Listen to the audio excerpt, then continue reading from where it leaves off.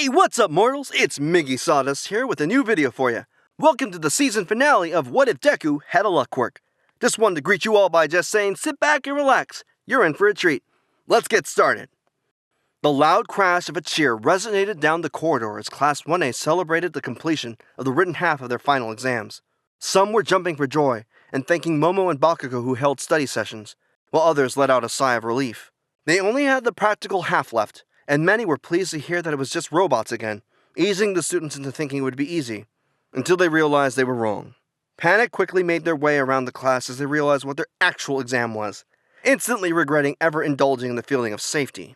Their teacher stood before them, heavy weights and positive smiles as they tried to convince the students that they would be alright. It probably wouldn't be as extreme of a reaction if it wasn't for the fact that Bakugo had gone silent. They had turned to the boy who was gripping Izuku's wheelchair, handles in both excitement and fear, looking at his opponent. He wasn't the only one, however, as his partner awkwardly gripped the capture scarf around his neck. So let me get this straight. I need to either defeat the number one hero, or escape him to be let into this course, huh? Exams are harsh. Recovery Girl couldn't help but chuckle at the statement as she took the handles to Izuku's wheelchair and guided the boy into the observation room. Some students had gathered there to watch the matches, while others started to work on their plan of attack or escape.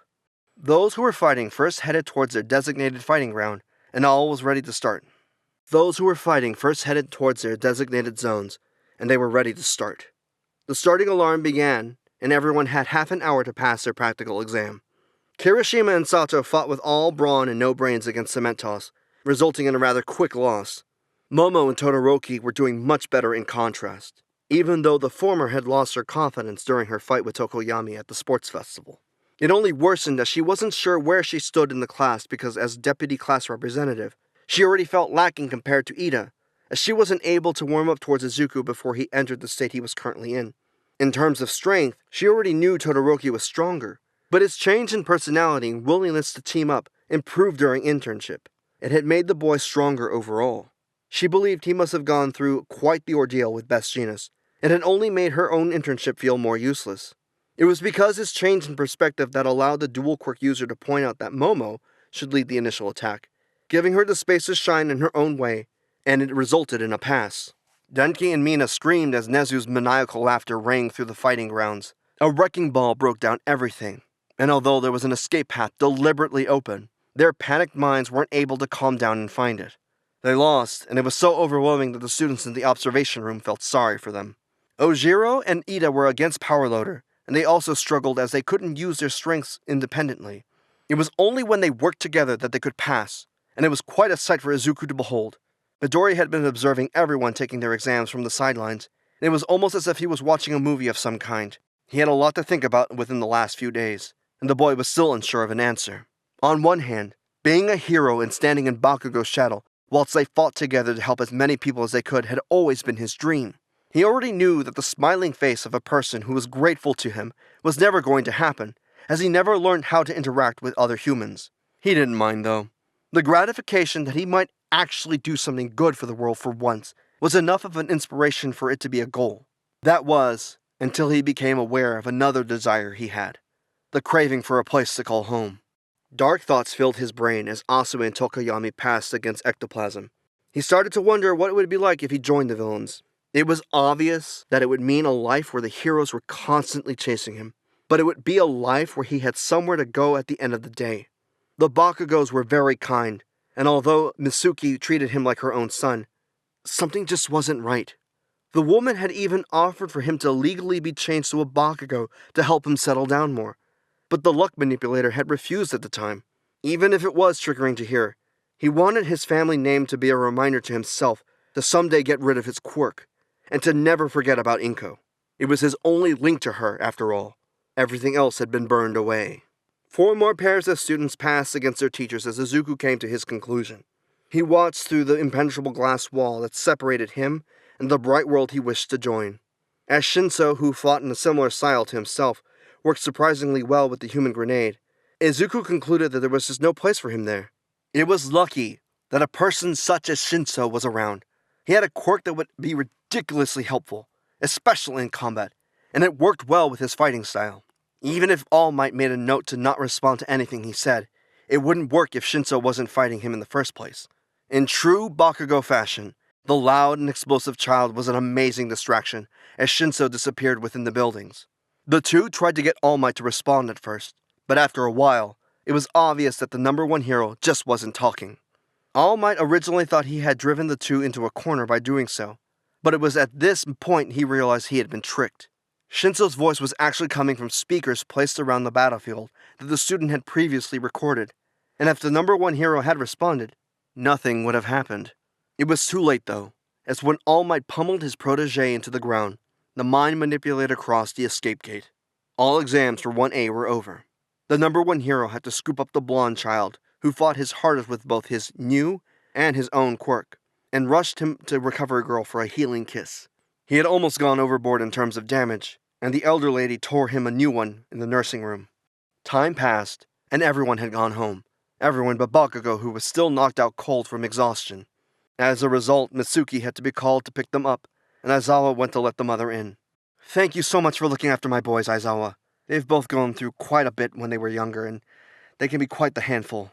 She chuckled as she remembered every Parents' Day where the middle school teacher was simply too scared to try and talk to the boys. They needed figures to lead them in the right direction, but that man couldn't even rein Bakugo in, let alone Izuku, who was the most difficult of the two. "I'm just doing my job, Mrs. Bakugo. Once again, I apologize to Izuku." "Don't worry about it." Mitsuki cut the Eraser Hero's sentence short with a hearty laugh before smiling widely. "Those boys are fighting their own battle right now. They may be my only children, but I did it to myself, you know. We all did stupid things as children, but that's how we grow. Their battles just happen to be a bit bigger. But have faith in my boys, okay?" Aizawa paused before nodding, reaching the infirmary door. "You're right. I'll just do my job and watch over them." They smiled pleasantly at each other before walking in, and the blonde woman immediately let out a shriek. "Izuku! You're up!" Midoriya slowly turned around to face the woman with a blank expression on his face, as usual. Recover Girl was trying to get him to sit down, explaining how he would need some physiotherapy to recover his movement. After all, he had essentially not moved for a month, and his muscles would have atrophied some. However, her words fell flat as Izuku slowly walked to the bed where Bakugo was unconscious, and raised an arm to pull at the capture scarf. In one swift movement, 3 loops wrapped around the blonde boy's body, and with a tug, using the curtain rail as a pulley, Bakugo was lifted and gently placed into the wheelchair that Izuku had originally sat in. "Guess I'm pretty lucky to have my body completely fine." Silence filled the room as they had nothing to say against him, and Mitsuki sighed at the useless heroes around her before speaking up. "I haven't seen your progress in quite a while, Izuku. I hope the Hero School is capable of helping you improve more." She walked forward in her typical brisk manner and gently shook the handles of the wheelchair. "Now we just need to wait for this one to wake up." A small nod came from Izuku as he eternally apologized to the kind woman before him. He had made his decision, and nothing was going to change his mind now. With summer break being the only thing around for now, the students of 1A had decided to go shopping. They all gathered within the ground floor of Kiyashi Ward's shopping mall, and Mina was more than ready to get the day started. Everyone quickly split off on their own groups, and when they all had scattered, Izuku stood with the others who hadn't moved as fast. Uraraka opened a small notepad and read out loud her shopping list of bug spray, as Shinso did the same but concluded he needed to buy a larger bag. Bakugo had only tagged along as Izuku was going, and Midoriya only needed some more wipes for the mouthguard he wore. They decided to stick together as the last group, and Uraraka took the initiative to spark up some conversation. This video is sponsored by Adobe. Adobe is redefining the digital experience through game-changing innovations that shape the next generation of storytelling. Adobe makes it easy to create, edit, and share documents securely, allowing you to collaborate and communicate across devices. Adobe Photoshop is your go-to application for raster graphics editing and digital art as a whole. At We the Celestials, all our thumbnails across every channel are created with Adobe Photoshop. Adobe Premiere Pro is a timeline-based, non-linear video editing software application that's versatile and easy for beginners and master editors. Finally, Adobe After Effects is the industry standard tool for digital visual effects, motion graphics, and compositing applications used in post-production. Many of our voice actors, audio editors, and video editors use Premiere Pro and After Effects to produce these high-quality videos. Click the link in the description below to start creating now, and thank you so much to Adobe for sponsoring this video. It's so cool how people still recognize us from the sports festival. I still remember the train ride the next morning. It felt really odd for people to congratulate me. Shinso nodded as he also had a few people do the same to him. It was a new experience and he didn't know how to react. Bakugo just scoffed before explaining that despite being a loud blonde with a wheelchair, they had stood hidden enough on the early train that they had gotten a peaceful ride. They were fully able to hear those around them chatter about the fights though, so their experience was essentially the same, but without the shoving and attempts to interact. You guys were amazing in that final exam, by the way. I would have never thought to trick All Might. Shinso nodded sheepishly as he still couldn't believe it had worked. It did, however, and now he was going to summer camp as an official hero course student. You also did well in finding that way out. Bakugo finally gave into the conversation and started to help shape the topic of it. The mind manipulator agreed, and the gravity changer let out a wide smile. Her exam was with Aoyama against 13, and since her partner was too busy staring at his own reflection, she essentially took the lead of the pair. They were rather in a tight spot as they both held onto a railing when she noticed something. The suction that pulled them in wasn't getting stronger. Her lessons from Gunhead taught her that to fight, it's better to fight in your own ground, yet 13 was uncapped to a single finger. Deciding to push that theory, Uraraka told Aoyama to use his laser downward so he could shoot himself out of the black hole's range. As predicted, 13 followed his movements with that single finger, and Uraraka immediately rushed forward to pin the hero down with the cuffs. All teachers had left a potential way out for all the students to not make the exam impossible, and Uraraka had exploited exactly that. Her observation skills had been sharpened slowly, since she had decided not to repeat her mistake against Izuku, and they had started to help her in the long run. She was very grateful to the silent boy, and wanted to keep her promise of trying to be a good friend. It was a nice bonding experience for all of them, and eventually everyone had bought what they needed. They were all lucky as the prices for a summer sale had started, and soon they went off in their own ways. Apart from a pool meeting where Bakugo won the swimming race, the next time they met was the day of summer camp, and all the kids were on the bus. Aizawa decided to take a nap, and when the moving finally stopped, he tiredly hopped off the bed. 20 kids hopped off, and the wild pussycats introduced themselves before throwing the students off a cliff. Still, it's a really crazy schedule you got there, Eraser. Mandalay called for her nephew to return on the bus as Pixie Bob excitedly chatted about the class's progress. Kota, the young child who'd stood there with a look of disgust on his face, gruffly nodded before heading to the vehicle. It was then he noticed a dark figure asleep on the window that had been next to Aizawa, and a small yelp rang from the child. When the adults ran in, the homeroom teacher sighed as he realized 20 was not the number he should have counted. Right, of course. It's fine, I can go over drills with Izuku when we get there. Let's drive to the camp now. The world was essentially split between civilians, heroes, and villains. But Midoriya was clearly a bit of an outlier.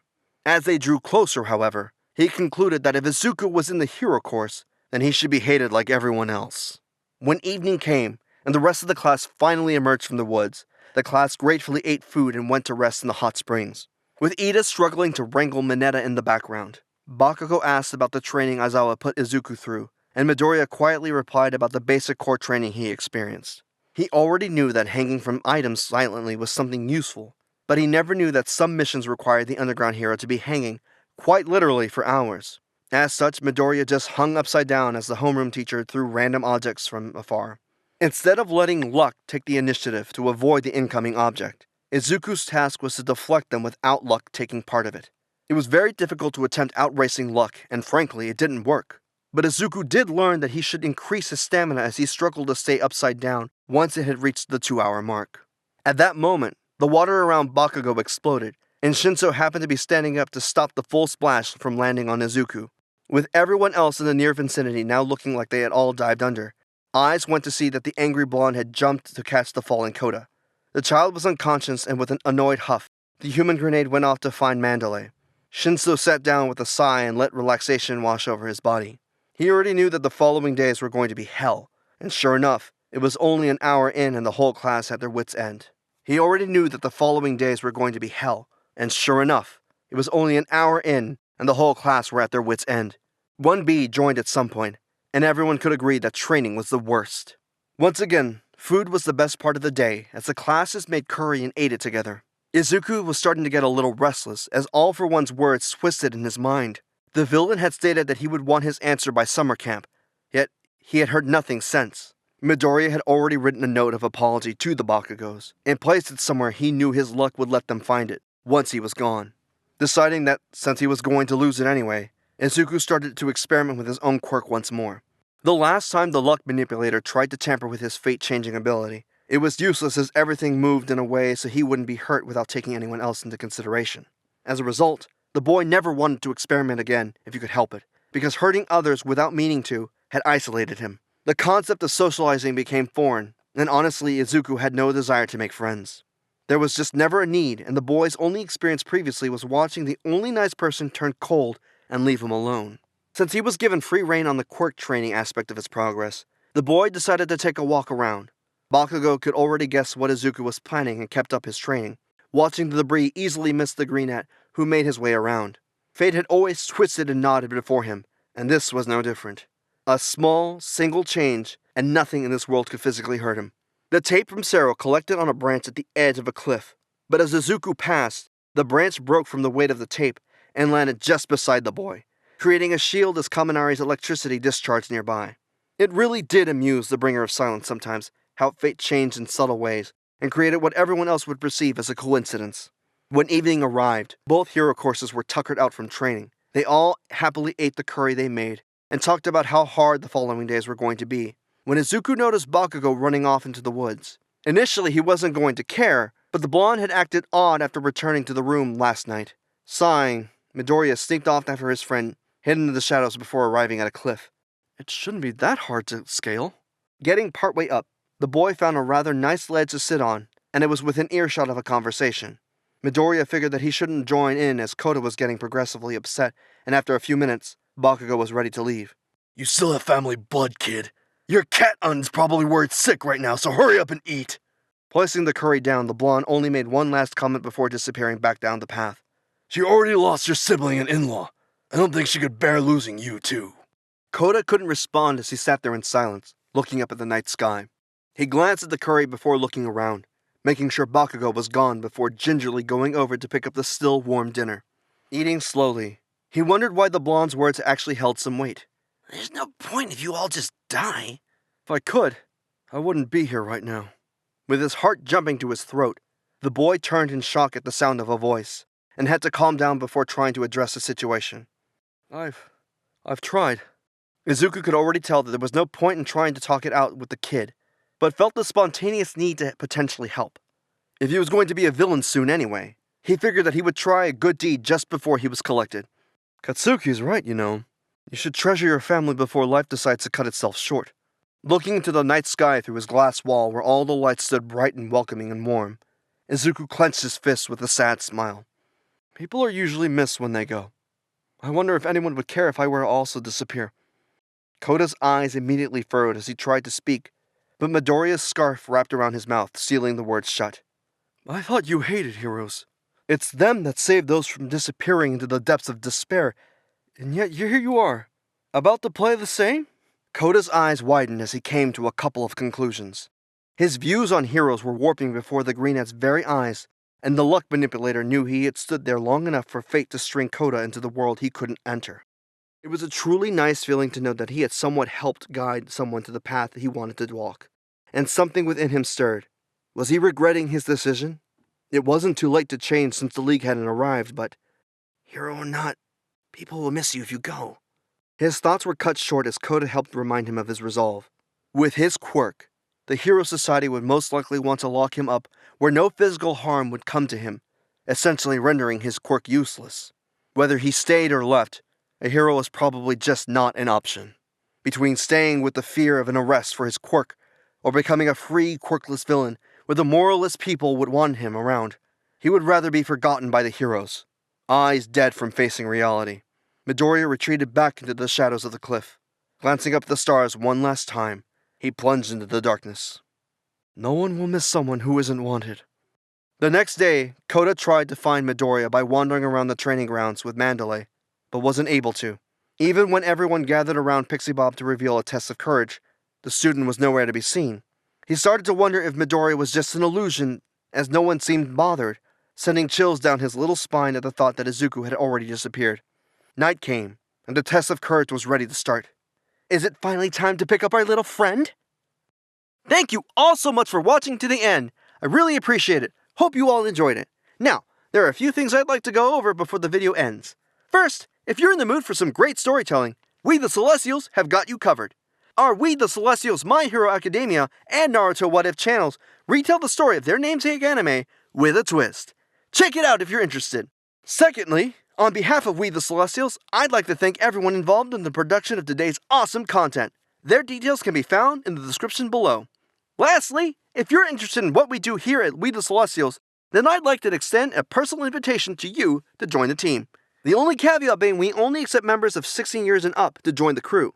You can sign up for whatever category fulfills your interests by joining the recruitment Discord using the link in the description below.